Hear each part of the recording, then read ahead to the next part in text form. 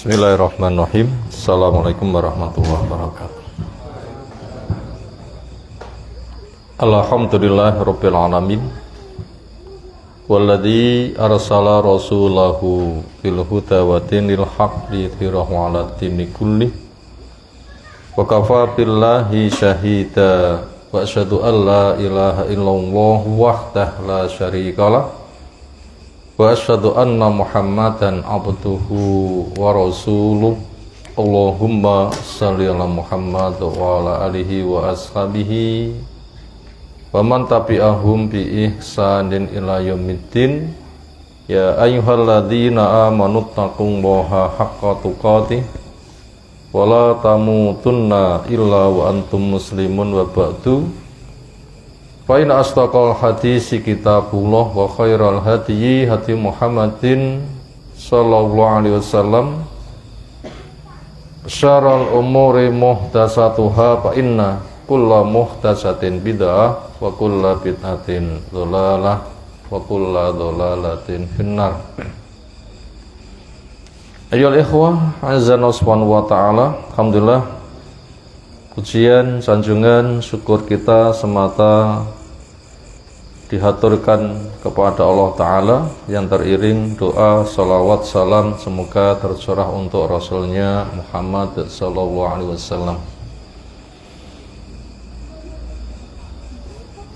Berikutnya yang kita kaji di taklim kesempatan kali ini masih melanjutkan mengkaji kitab Taujihat Islamiyah oleh Syekh Muhammad bin Jamil Zainu, semoga Allah merahmatinya. Masih kelanjutan tentang hukum nyanyian dan musik. Judul yang kita kaji kali ini ialah Al-Ghina Yumbitu An-Nifaqo. Nyanyian itu menumbuh suburkan kemunafikan. Kalau pengen punya tanaman subur, yaitu munafik, apa pupuknya? Nyanyi. Siapa yang senang nyanyi, nanti penyakit munafiknya akan tumbuh subur. Kita baca apa yang ada di dalam buku ini, insyaallah poin demi poin. Kalau Ibnu Mas'ud, seorang sahabat namanya Abdullah bin Mas'ud radhiyallahu anhu, al-ghina yumbitu an-nifaqa fil qalbi. Nyanyian itu menumbuhkan penyakit nifak, orangnya namanya munafik yang ada di dalam hati. Kama yumbitu al-ma'u al-baqla, sebagaimana air menjadi sebab tumbuh suburnya sayur-sayuran. Tanahnya gembur, ada bijinya, tersiram air, gimana? Rerumputannya subur. Wadzikru yumbitu al-iman fil qalbi, sementara zikir itu menumbuhkan iman di hati. Kama yumbitu al-ma'u az-zar'a, sebagaimana air menjadi sebab tumbuh suburnya tanam-tanaman. Sekarang kita kupas poin demi poin. Pertama tentang sifat munafik, orang yang pada dirinya ada sifat nifak. Apa itu artinya? Sebagaimana sudah sering kita sampaikan, nifak itu adalah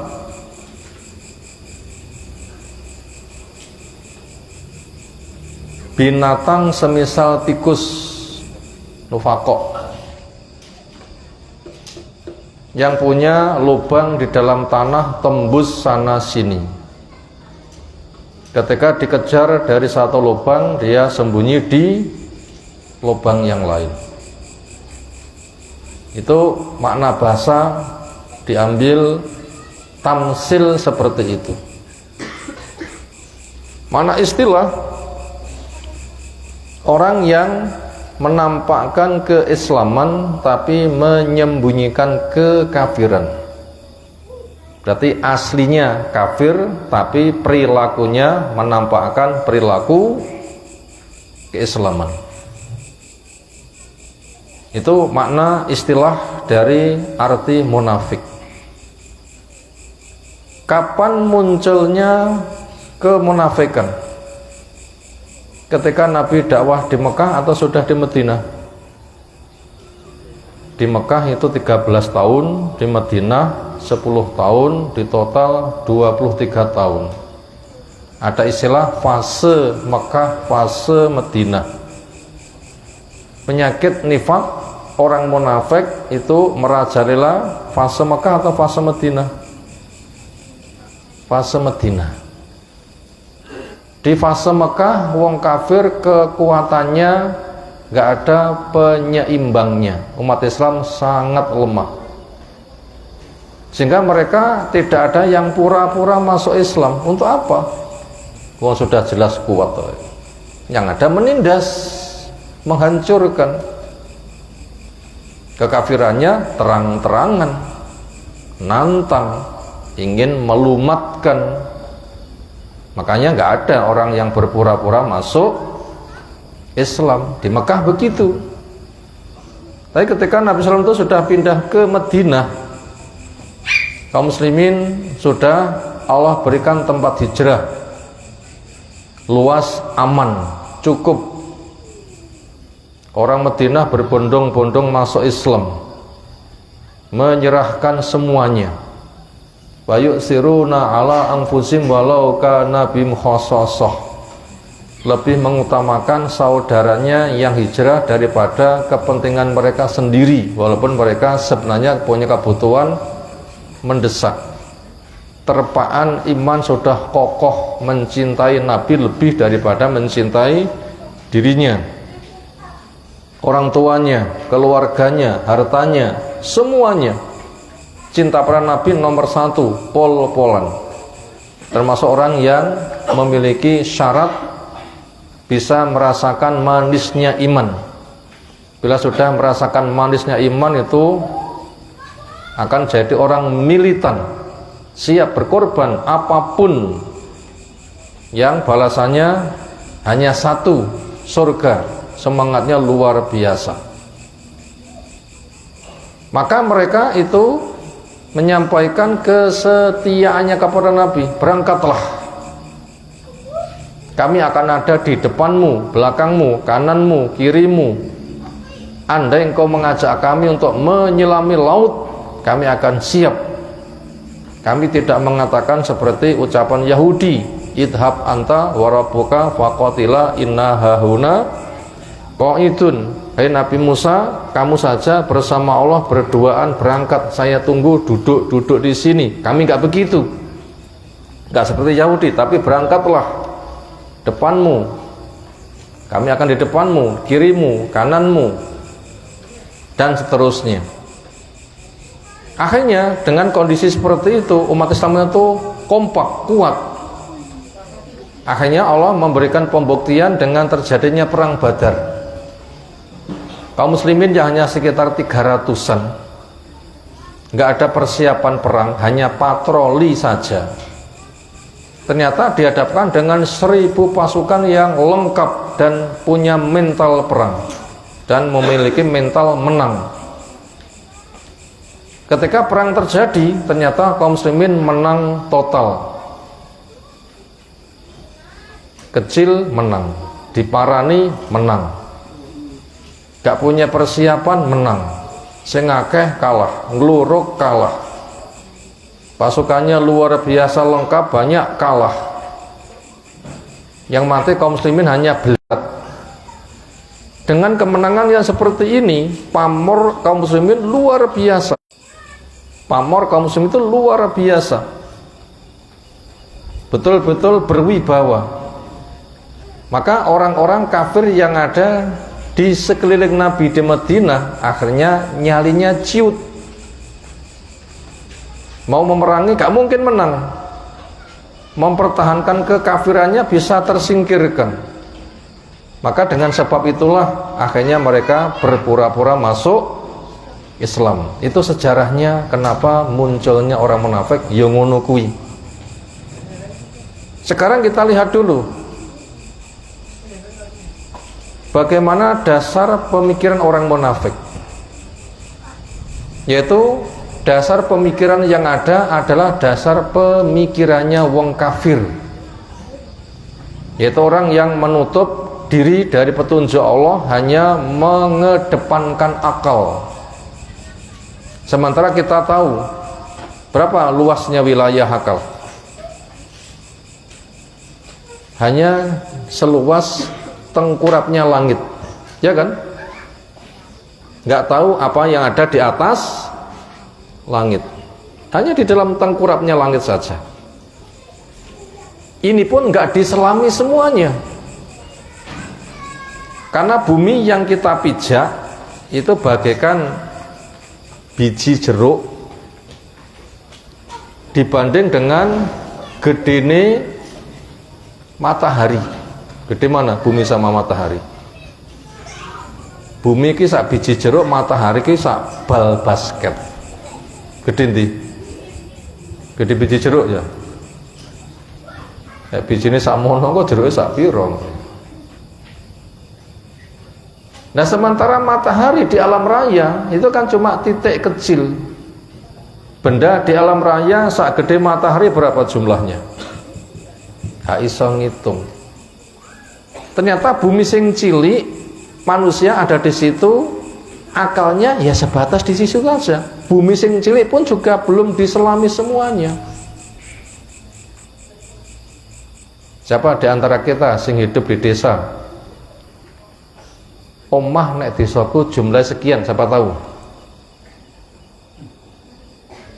Luas desaku kelilingnya sekian, siapa tahu? Gak tahu kan? Ngitung rambutnya rambutnya iso. Nyawamu ada pada dirimu, coba kamu bongkar rahasianya, bisa? Saya tadi kesini wis kebuluasuk teko jembatan kono, balik rene, tilang-tiling. Kira-kira gaya ini iki, nang dijijal lo, kenal wong Pak Nona kene. Hanya sini situ saja wis bingung. Belum satu desa, belum satu bumi.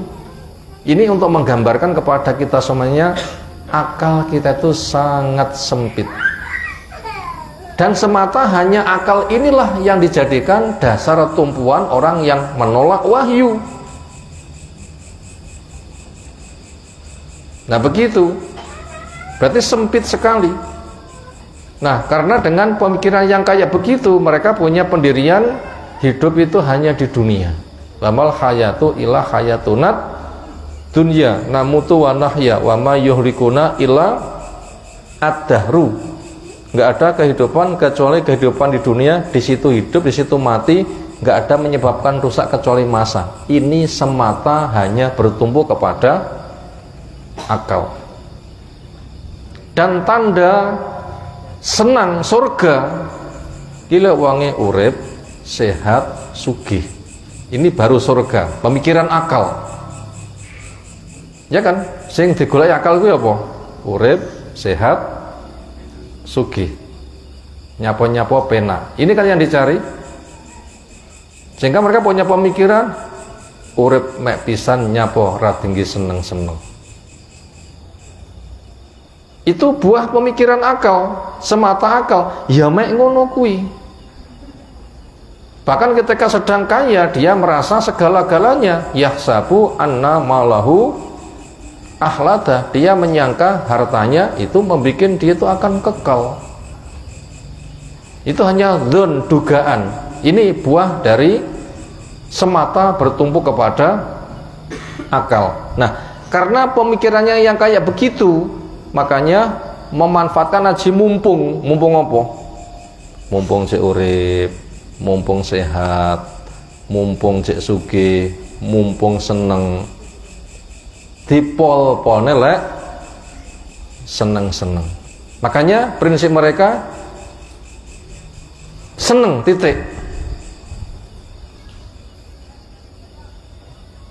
Itu buah dari orang semata bertumbuh kepada akal.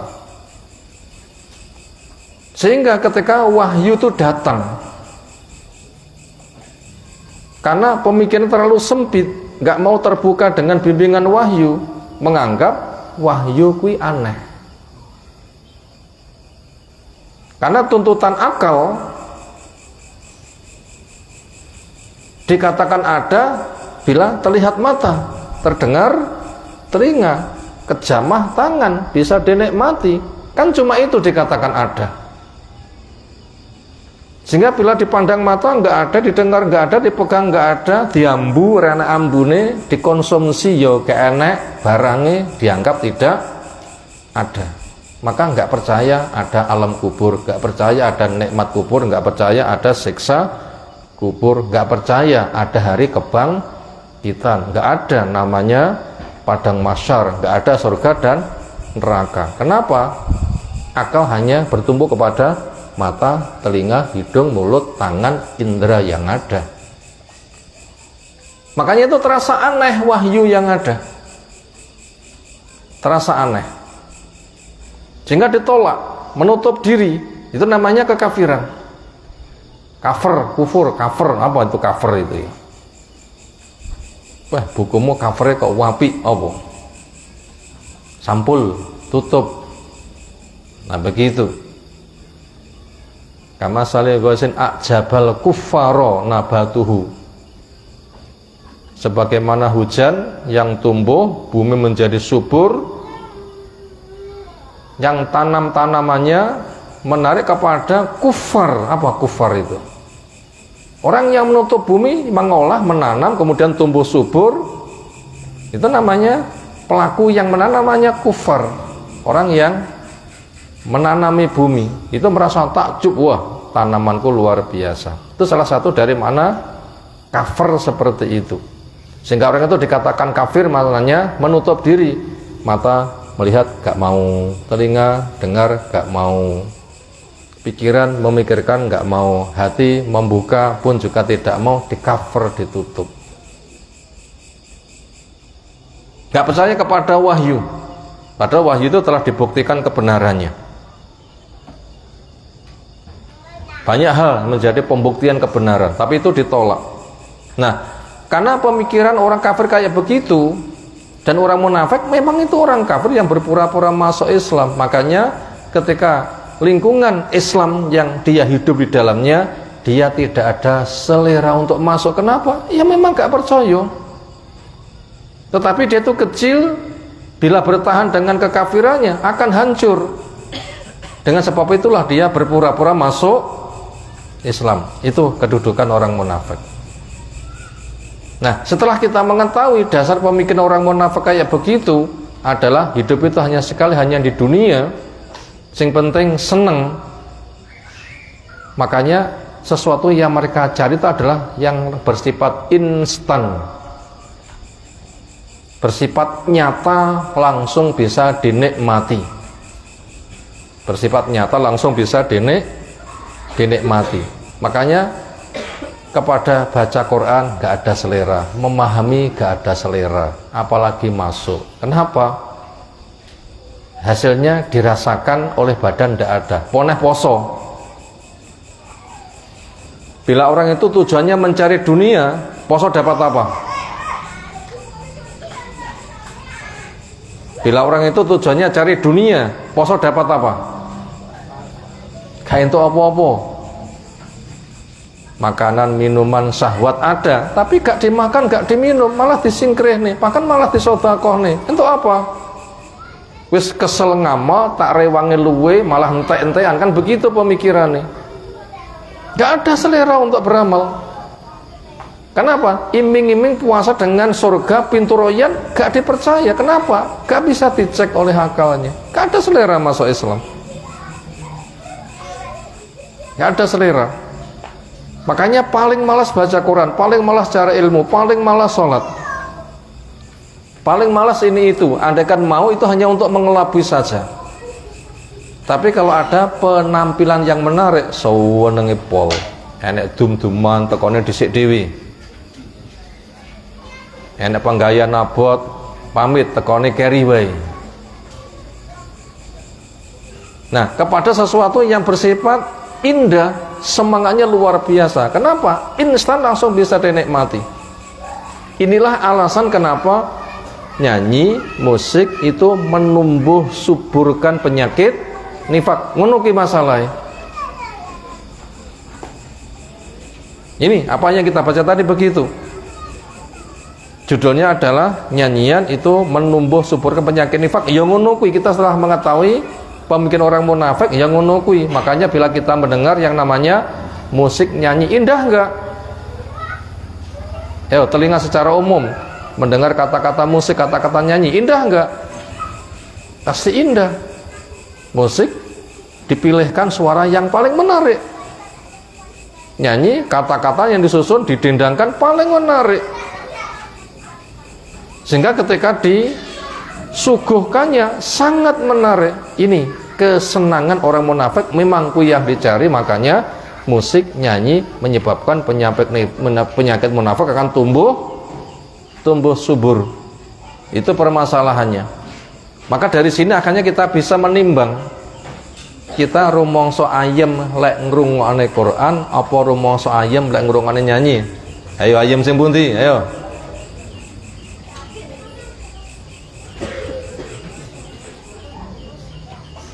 Dari situ nanti kita bisa mengukur. Dari situ nanti kita bisa mengukur. Nah, ke sana. Berikutnya, bila kita masih merasa indah ketika mendengarkan musik dan nyanyi, berarti masih terkena gaya pemikiran akal-akalan. Dan orang munafik dikuasai ini. Apabila ini yang menguasai pada diri kita, itu nanti akan tumbuh subur benih pokok kemunafikan, benih pokok kekafiran. Memang itu yang mereka cari, sehingga mereka itu tidak ubahnya seperti hewan. Hewan itu sing dipikir godhong ijo napa sing dipikir aku solek mati piye? Ayo kewan, apa sing dipikir? Kewan yang dipikir godhong ijo, kewane gak mikir aku solek mati gimana. Makanya wong kafir, munafik termasuk kafir, itu seperti hewan. Allah menyebutkan waladina kafaru yatamataun wa yakulun kama ta'kulu al-an'am. Wong kafir itu seneng-seneng makan seperti gayanya hewan. Berikutnya, kalau tadi kita sudah menjelaskan bahwasanya nyanyian menumbuh suburkan penyakit munafik. Sementara di sini kita diberikan solusi, zikir itu menumbuhkan keimanan yang ada di hati. Sekarang kita masuk zikire wong munafik musik nyanyi, zikire wong iman kita akan mempelajari. Sehingga orang munafik akan tumbuh subur dengan zikirnya yang namanya musik dan nyanyi. Lewang iman supaya subur keimanannya, zikirnya apa? Kenapa musik nyanyi disebut dengan zikir? Mana disebut-sebut? Apa makna zikir itu? Ngiling-ngiling, nyebut-nyebut, gitu kan makna zikir? Ngiling-ngiling dan menyebut, ngangen-ngangen, itu kan zikir kan? Itu makna bahasa. Makanya zikir orang munafik sing diiling-iling, sing diangen-angen, yang disebut-sebut adalah musik, nyanyi, indah, itu akan menumbuh suburkan. Lek momen apa zikire? Sing diiling-iling, yang disebut, sing diingat-ingat, yang direnung apa? Al-Quran, Allah memberi nama zikir dengan dalil inna nahnu nazzalna dzikra wa inna lahu lahafidun. Saya yang menurunkan zikir, diturunkan, dan kami juga yang akan menjaganya. Kalau gitu apa yang Allah turunkan? bentuknya wahyu. Allah berfirman, bicara sesuai dengan keagungannya,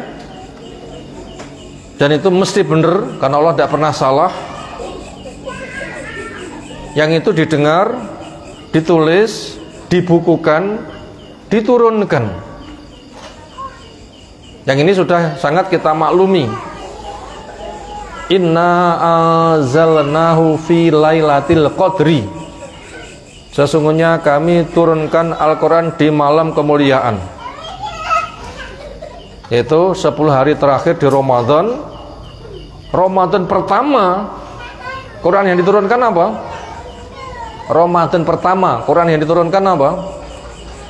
Dalam bentuk ansuran, Iqra bismi rabbikal ladzi khalaq. Muhammad bin Abdillah, manusia biasa, umur 40 tahun, dengan itu jadi nabi.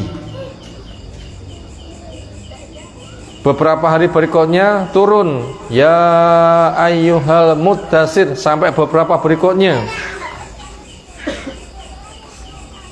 Nabiullah Muhammad SAW dari seorang nabi dengan ya ayyuhal muddasir menjadi rasul. Itu yang diturunkan. Yang manusia tanpa ini dia tidak akan bisa terpenuhi hakikat iman.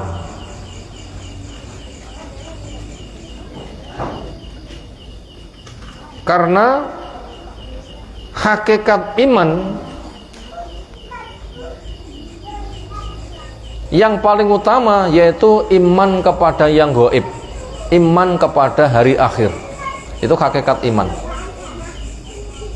Hakikat iman itu hanya sebatas untuk menggali keduniaan, itu tidak usah diturunkan wahyu, akal saja relatif sudah mencukupi butuhnya weteng.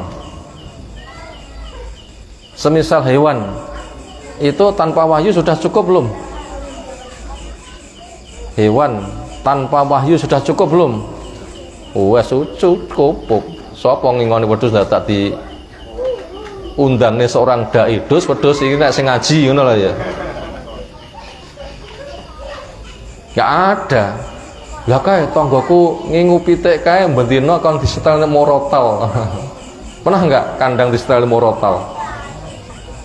Maaf, ini kalau ada yang disetel morotal saya enggak nyindir loh ya. Nanti kira nyindir nanti loh ya. Teori ini wong ngingoni pitik kok disetelne morotal atau semisal, apa tujuannya? Ayo, apa tujuannya? Pitik lek enek suara banter gampang kaget. Lek kaget stres. Lek pitik ndok enggak ngendok, ya susah lah ya. Stres. Benjo kagetan sewaktu-waktu itu dilengkapi suara keras. Andai kan ada suara keras yang ada di sampingnya, itu gak kaget, gak stresan. Nah, sebabnya sing duwe kandang pitik wong Islam, lek disetelne nyanyi engko diprotes tanggane, ya pantese wong Islam nek suara ya morotal. Akhirnya non-stop nek kandang apa? Morotal. Kuwi jane asline ngejeni pitik ya kira-kira ya. Nah, maksudnya adalah itu membuat kebal suara banter, benjo gampang kaget. Nyapa kok morotal? Ya itu kan cuma pantese wae, sebabnya sing duwe wong Islam kandange cedhek masjid, ke tanggane Islam kabeh, engko lek tayuban ya malah beresiko. Kan begitu kan, dangdutan beresiko. Dan semisalnya sing pantes apa? Morotal. Tapi itu bukan ngejekne kepada pitik. Makanya kalau hidup kita itu hanya sebatas di dunia, tanpa wahyu cukup. Buktinya apa? Hewan tanpa wahyu sudah cukup. Dan hewan tidak ada tugas untuk iman. Iman syar'i maknanya, yang ada balasan surga neraka. Imannya hewan itu iman kauni. Dan iman kauni itu tidak ada balasannya. Iman kauni itu tidak ada balasannya. Contohnya imane kewan itu kan iman kauni kan, bawaan tanpa usaha sudah beriman, itu tidak ada balasan. Iman yang ada balasannya itu adalah iman yang bersifat syar'i, yaitu peraturan agama. Ini yang membedakan manusia dengan hewan. Nah, karena pokok dari iman itu adalah iman kepada hari akhir, kepada yang gaib. Ini butuh wahyu. Kalau nggak pakai wahyu, nggak akan bisa. Akal bisa mengungkap barang gaib, akal bisa mengungkap hari akhir, nggak bisa. Sementara keberadaan hari akhir dibangkitkan itu fitrah punya.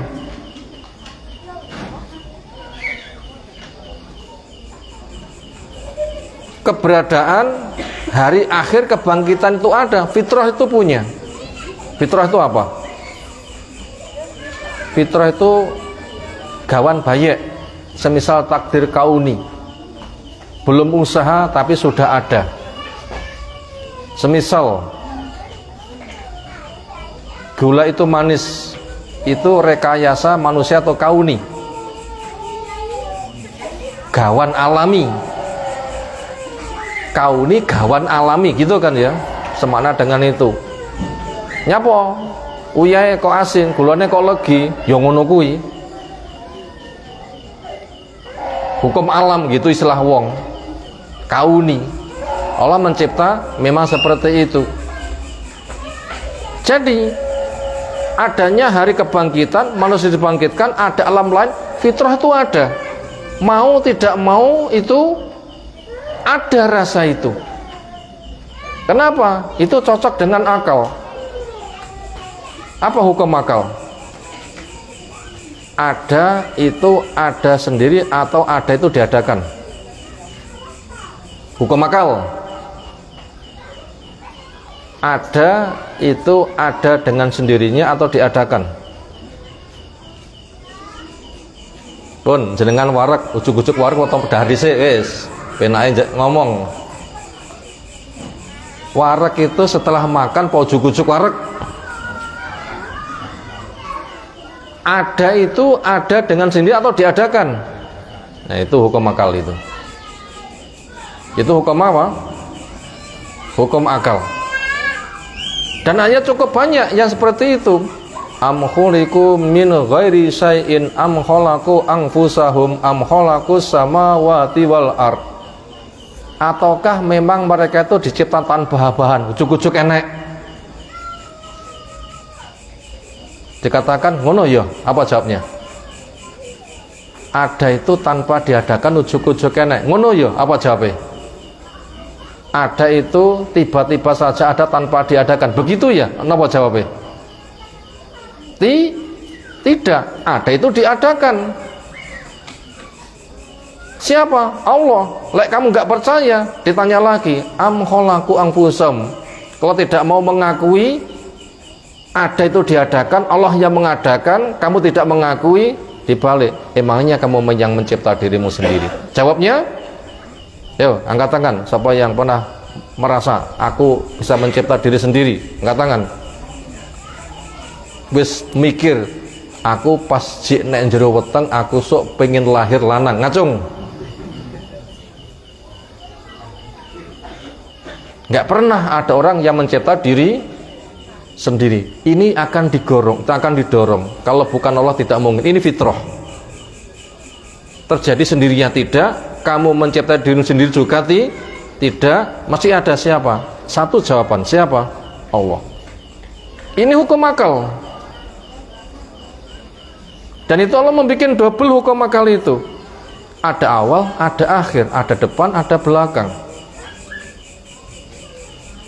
Enek mangan, enek warak, ya kan? Sudah, ini pasti gandeng ini. Enek sebab, enek akibat. Ini kan hukum akal kan? Ini untuk menggiring manusia kembali kepada Allah. Akhirnya Allah pun juga menjelaskan, subhanalladzi khalaqal azwaja kullaha. Maha suci Allah yang menciptakan makhluk semuanya berjodoh. Apa? Termasuk mana berjodoh? Ada itu diadakan, ya kan? Berjodoh itu makan kui wareg, Berjodoh itu sapa makan tambah luwe. Ada awal, ada akhir, ada depan, ada belakang, ada dunia, ada akhirat. Ini hukum akal. Nah, ketika manusia memahami ada awal, ada akhir, awal sekarang, akhir itu kapan? Nggak akan bisa membongkar. Itu hukum akal. Ada awal, ada akhir. Awal sekarang ini, akhir itu kapan? Siapa akal bisa membongkar? Nah, untuk membongkar iman pada hari akhir, inilah butuh wahyu. Kalau nggak pakai wahyu nggak akan bisa. Walaupun juga menyebutkan ma kunta tadri mal kitab wa mal iman. Mula-mula kamu nggak tahu kitab itu apa, iman itu apa. Bila itu hanya menduga, stres. Kemarin saya menyampaikan kajian di Masjid Ar-Rahmah akad kemarin.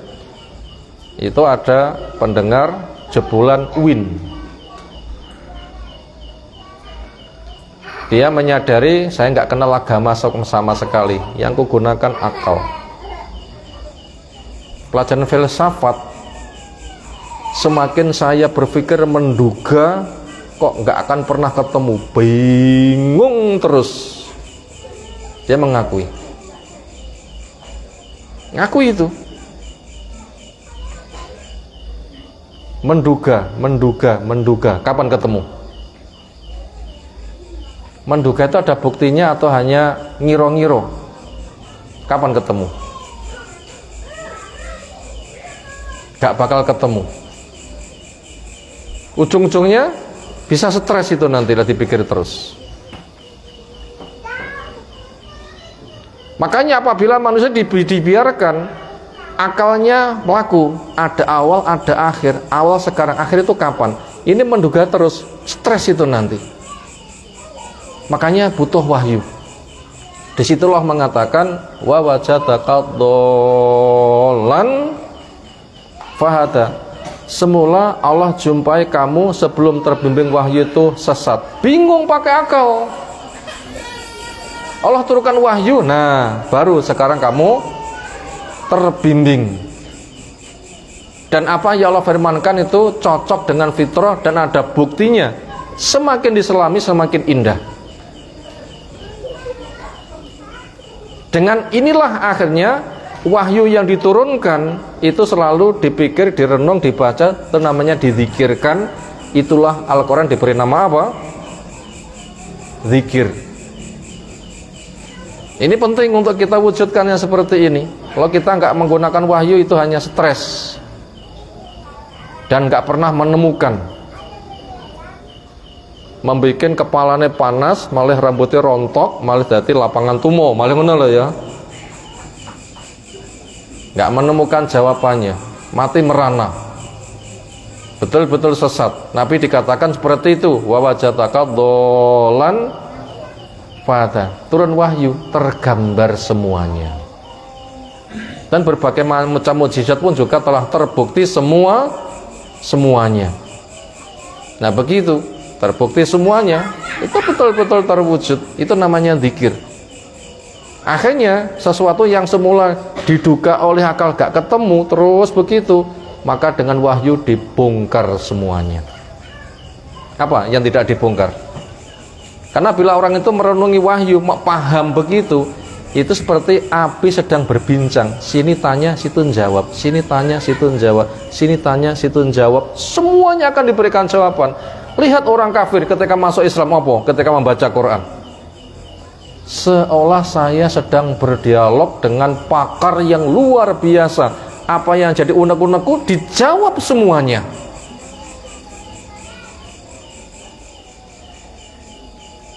Sampai urusan perut, kehamilan, hidup di 3 kegelapan, kan sudah ada semuanya. Laut ada 3 lapis, ada semuanya.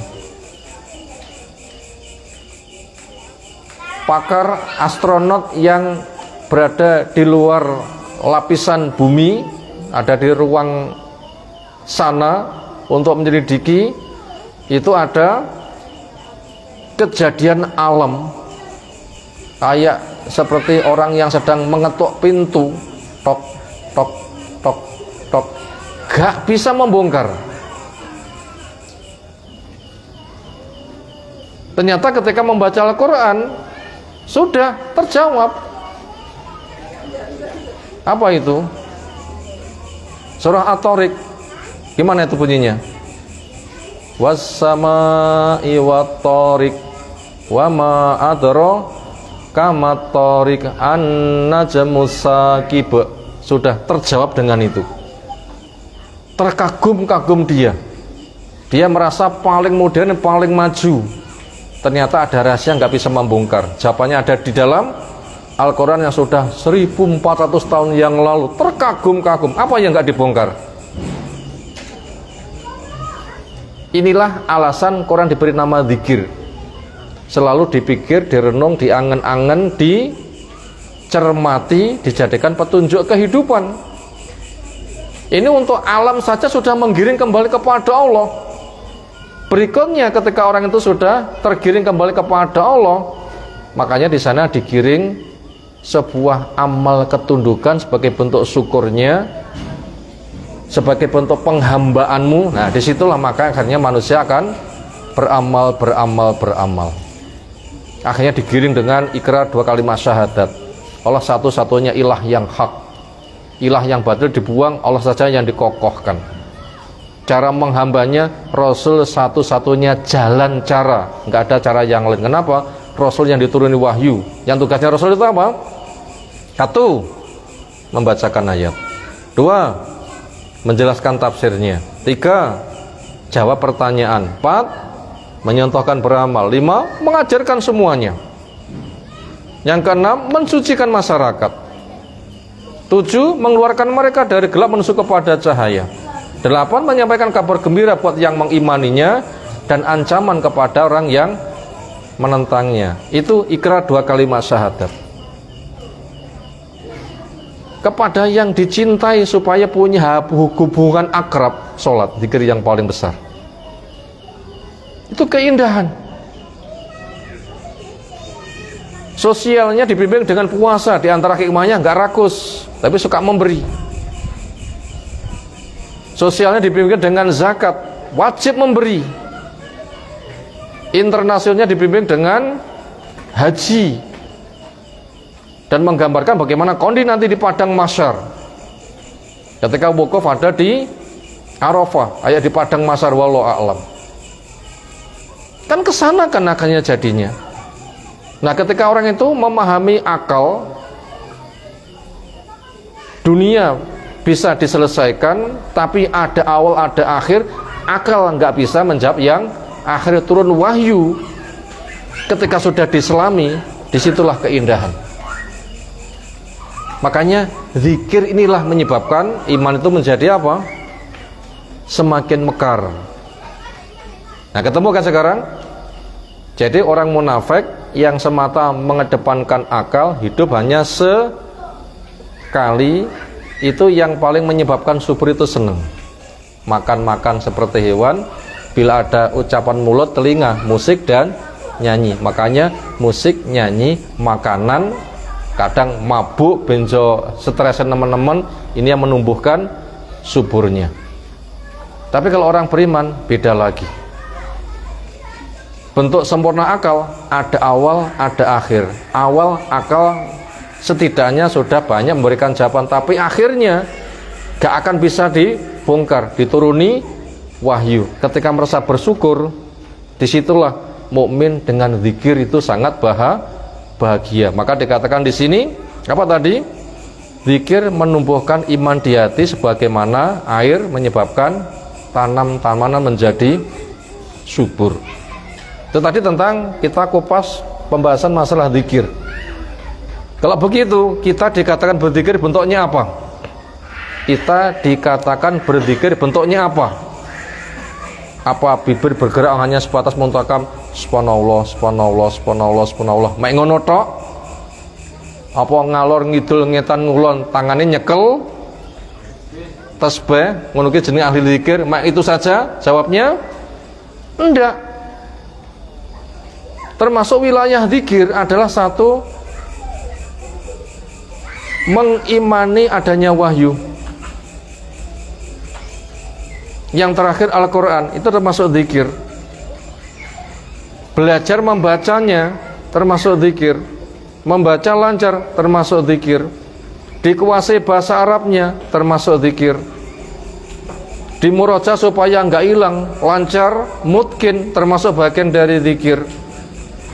Diketahui maknanya dengan tafsir paket yang benar dengan sunnah, itu zikir. Termasuk kita duduk seperti ini termasuk ahli zikir ini. Termasuk ahli apa? Ahli zikir. Sedang kita sedang menyebut, memikirkan, merenungkan wahyu, kita kupas sampai jelas, termasuk bagian dari zikir. Nah begitu.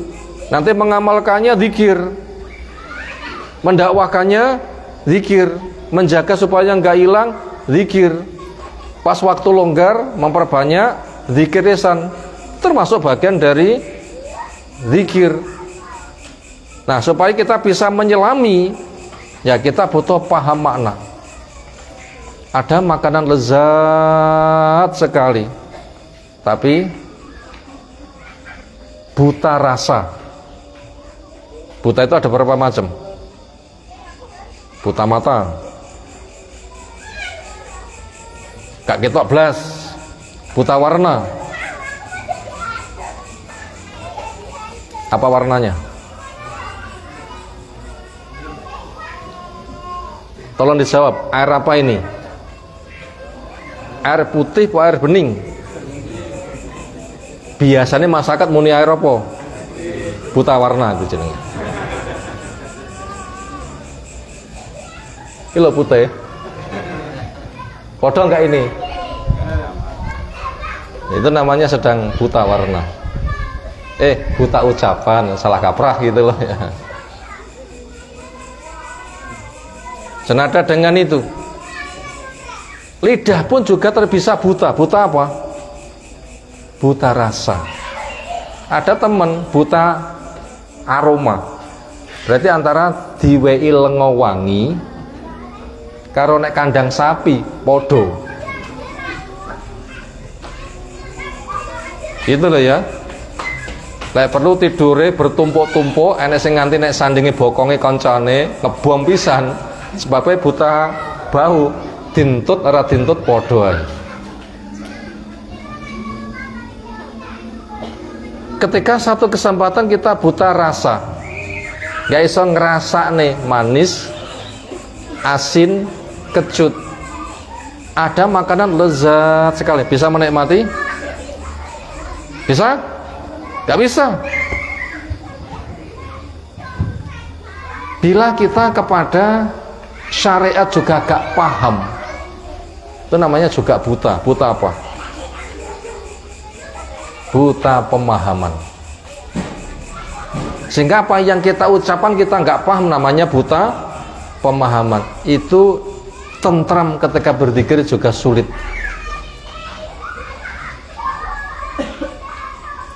Ada orang itu cerita ketika sedang tawaf lah ya, di Masjidil Haram itu kan bisa dibilang murotal kan non-stop. Kondisi murotal terus, Quran dibaca, sedang tawaf. Indahnya dia itu bukan indah paham Al-Quran, tapi indahnya kita adalah seolah langkah kaki itu ketukane plek plek plek, itu kok persis dengan nada di dalam Al-Quran. Ternyata itu indah yang ia rasakan, bukan indah paham mengimannya, tapi indah rasanya kok pas loh ya. Bila rasa indahnya hanya sebatas iramanya kok pas, kayak langkah kaki plek plek kok cocok ngono kuwi, pengko lek diganti nyanyi ya padha ae loh ya. Sehingga antara indahnya murotal sama nyanyian tidak dianggap sama. Kenapa? Hanya nadanya saja yang ia imani. Ketika nggak kenal makna, nggak bisa menikmati. Itu ngomong sendiri, ngomong sendiri. Nah seperti itu.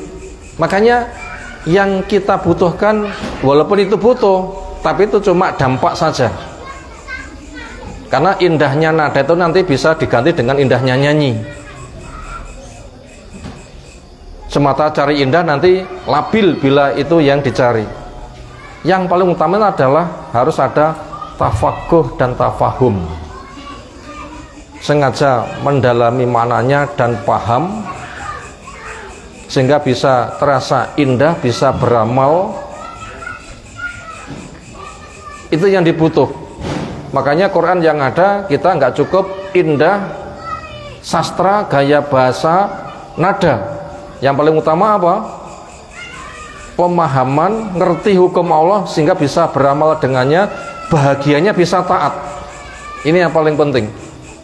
Makanya kepada mereka yang membaca merasa indah tapi belum paham maknanya pun juga masih dicela. Firman Allah Ta'ala, afala yatadabbarunal Qur'an am ala qulubin akfaluha. Kenapa mereka kok enggak bertadabbur memahami isi Al-Qur'an? Emangnya otaknya ada sumbatnya? Memang betul indah semua sisi, tapi kita supaya itu lengkap, jangan indah sebagian tanpa pemahaman. Kalau hanya indah sebagian, indahnya saja, ini banyak orang yang bisa menikmati. Nah begitu, dan itu labil. Makanya supaya kokoh dan teguh antara indah Quran semua sisi dia bisa menyelami. Yang paling utama indahnya apa? Ilmu yang ia pahami, sehingga semakin kenal Allah dengan penuh kesadaran dan menghamba dengan baik. Ini yang paling utama. Maka zikir seperti inilah yang bisa menumbuhkan keimanan. Zikir seperti inilah yang bisa menumbuhkan apa? Keimanan. Lewat munafik indah dengan musik nyanyi, mukmin dengan zikir. Nah gitu kan urayanya. Nah ini satu nomor saja sudah menyita banyak waktu. Satu nomor saja nih, merong baris loh ya. Kata penyusun buku cuma 2, tapi bila kita urai itu ternyata sangat luas sekali. Ayo ikhwah, azan subhanahu wa ta'ala. Sepertinya satu poin ini dulu yang kita kaji malam hari ini. Insyaallah untuk poin-poin berikutnya kita kaji waktu depan. Semoga apa yang telah kita sampaikan Allah memberikan ilmu bermanfaat untuk kita semuanya. Ada tanggapan? Disilakan.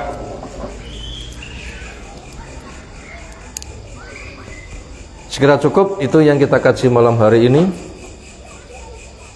Semoga Allah berikan ilmu bermanfaat untuk kita semuanya. Subhanakallahumma bihamdika, asyhadu an la ilaha illa anta, astaghfiruka wa atubu ilaik. Assalamualaikum warahmatullahi wabarakatuh.